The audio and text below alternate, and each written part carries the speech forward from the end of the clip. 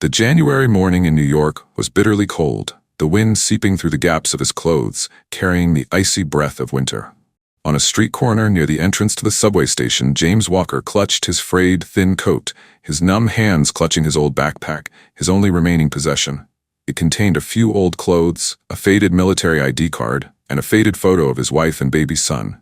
10 years had passed since the accident that took away everything most precious in his life. Hurried footsteps passed by, everyone busy with their own lives. James lowered his head, too used to the indifferent looks of the crowd. But this morning, hunger and cold had overcome the dignity he had maintained all his life.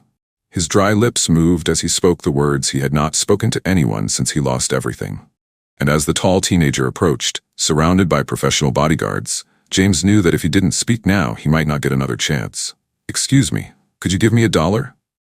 The bodyguards tensed up, but the teenager, Barron Trump, only frowned slightly, his eyes showing a hint of surprise, but not contempt or fear.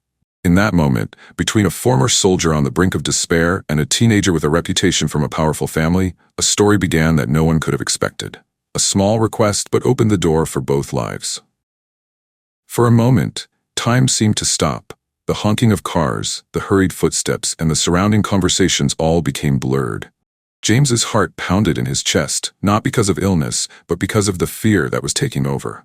Asking for $1, a seemingly simple act, but for him it was a confession that he was no longer capable of taking care of himself. Memories flooded back. When he was in the army, James used to stand straight in front of his superiors, his voice echoing throughout the barracks. He used to be the pride of his family, the husband and father that his wife and children always admired. But now, his legs trembled at the simple words.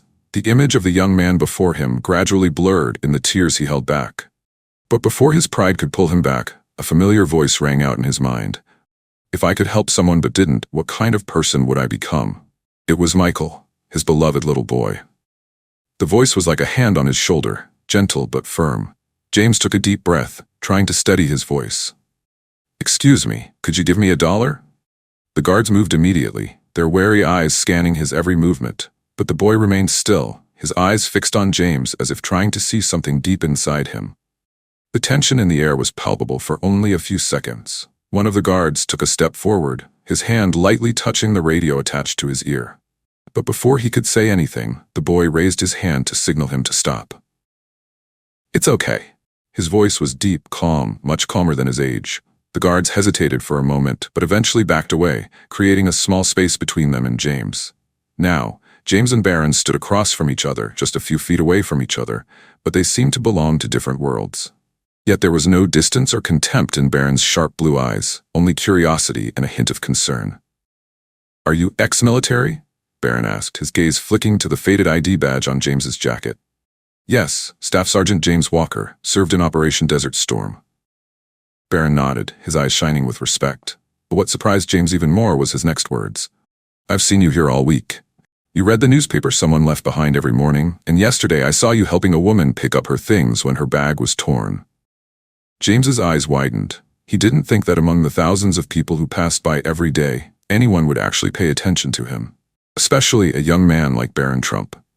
His words seemed to tear apart the invisible veil that had covered his life for so many years. For the first time in months of loneliness, James felt seen as a real person. Not giving James time to react, Barron took out his phone and started dialing. One of the bodyguards leaned over slightly, as if to remind him of the upcoming schedule, but Barron just shook his head. "This is more important. Give me a few minutes." The sound of the phone rang out in the quiet space. James couldn't hear what the person on the other end of the line said, only to see Barron continuously nodding and answering in a surprisingly mature tone for his age. "Yes, it's me. I need to see the building manager right now." "No. It's okay, I just need to ask for something urgent. Please connect me." The bodyguards around him began to exchange glances with each other, but no one stopped him. The crowd grew larger and larger, phones raised, cameras flashing with the light of flashbulbs. But Barron didn't seem to care about the public attention. As the call went on for a few more minutes, Barron suddenly looked at James and asked a question that startled him. "Which VA hospital are you in?" "Manhattan VA Medical Center," James replied, still sounding confused. "Thank you," Barron said quickly and continued the call. James had no idea what was going on, but his initial sense of unease was gradually replaced by a glimmer of hope. Less than 10 minutes later, the call ended. Barron put the phone in his pocket, took a deep breath, and walked over to James. His eyes were serious and sincere, as if he had made a big decision.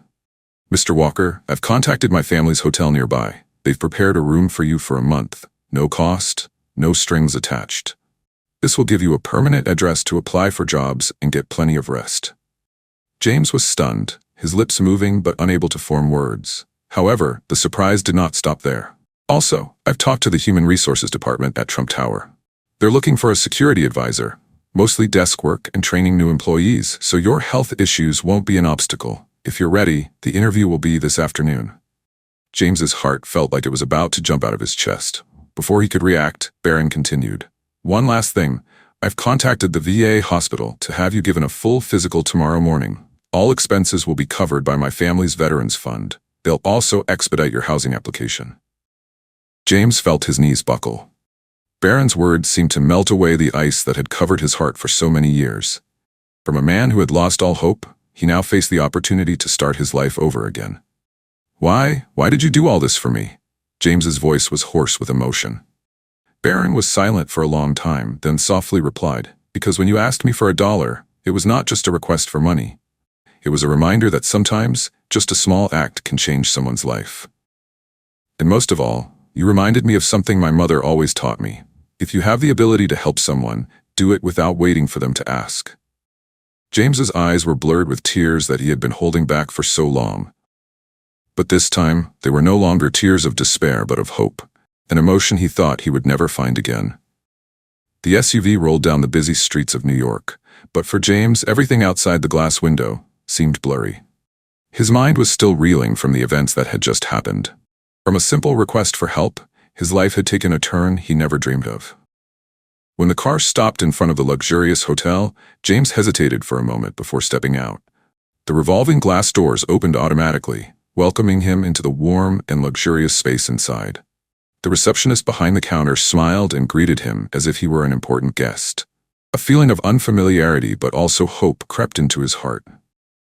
In the spacious hotel room with soft lighting, James stood in front of the mirror, adjusting the shirt and tie he had prepared for the interview. It had been a long time since he felt presentable and purposeful. The reflection in the mirror was no longer a defeated and hopeless man, but a veteran about to enter the most important interview of his life. At Trump Tower, James was greeted with respect and professionalism. The interview went more smoothly than he had expected. His years in the military and security field had given him valuable skills that employers were looking for. The next morning, as James entered the VA hospital, his heart was pounding, not from anxiety, but from a strange sense of anticipation. The doctors and nurses were ready to give him a complete physical. After a series of tests, the chief physician entered the room with a friendly smile. "Mr. Walker, the results show that your heart condition is not as serious as we feared. With proper treatment and care, you could live many more healthy years."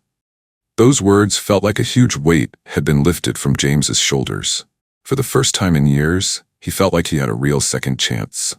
That afternoon, the phone in his hotel room rang. When James picked it up, a familiar voice said, "Hello, Mr. Walker. This is Trump Tower's Human Resources Department. We are pleased to inform you that you have been hired as a security advisor. Your first day will be next Monday." James sat silently for a moment, his chest filled with emotion. He had not only regained his job, but also his lost dignity and self-respect. A few weeks later, on a spring morning, James Walker stood on the street where it all began. No longer the man huddled on a piece of cardboard, he was now wearing the neat uniform of a security advisor. The sunlight shone on his face, illuminating the lines of confidence and hope. And then, as fate would have it, a little boy approached him, his eyes hesitant. "Uncle, can I have $1?" James bent down, looking into the boy's clear eyes. In that moment, he understood more clearly than ever that sometimes a small act can make a big difference. He pulled out his wallet, handed the boy $1 with a warm smile. "Remember, kindness can start from the simplest things, and if you can help someone in the future, don't hesitate, my dear." The boy smiled brightly and ran away, leaving James standing there, silently watching after him. The spring breeze blew by, carrying with it the breath of a new beginning, because sometimes all we need is $1 and a little kindness.